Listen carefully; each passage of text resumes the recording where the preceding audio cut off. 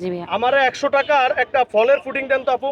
এই যে 100 দিচ্ছি। টাকা কি পাবো আপু? হ্যাঁ ভাইয়া, পাবেন অবশ্যই। আচ্ছা দেন, আমার একটা দেন। আপু এটা কি আপনি নিজে বানাইছেন? জি ভাই, এটা আমি নিজে বানাইছি। আপু এই আমার মানে অবাক কাণ্ড যে আমি এই প্রথম দেখতাছি পুডিং তো অনেক রকমের হয়, যেমন তার ওই জন্য কি একটা জানি পুডিং করা বেশি চলে, সেটা হলো আপনার দুধের ডিম পুডিং। পুডিং। হ্যাঁ, ডিমের। ডিমের পুডিং। হ্যাঁ, কিন্তু ক্যারামেল এই পুডিং পুডিং বলে। আমরা এই প্রথম দেখতাছি ভাই। আপনারা এই প্রথম দেখতাছেন নাকি ভাই? আপু এই 100 টাকা জি, এটা 100 আপনার টাকা। লস হইব না? না ভাইয়া, এখানে টাকা কি কি আলহামদুলিল্লাহ। ধরনের ফল আছে একটু বলেন আপু। এখানে আছে আপনার আপেল আছে, লাল আঙুর আছে, নারকেল আছে, তারপর আছে আপনার ড্রাগন ফ্রুট, আচ্ছা ওইটাও আছে। আপু, আচ্ছা আমি তো ভিডিও করতেছি, আপনি একটু বিসমিল্লাহ করে খান। আমি নিছি, আমি টাকা দিছি, আপনি একটু খান। খাই আচ্ছা একটু ভাইয়া, বলেন ধন্যবাদ। যে আসলে পুডিংটা কেমন হয়েছে, একটু বলেন আমাদেরকে। আমার কাছে তো ভালো লাগতেছে না, আপনারা খেয়ে বলবেন বাদ বাকিটা। তাহলে এখানে 100 টাকা রাখতেছেন নাকি? জি ভাইয়া, চামিচ দাও। 100 টাকা নাকি? হ্যাঁ তাহলে ভাইয়া, কি কি 100 টাকা। ধরনের ফ্রুটস বলছিলেন আপনি?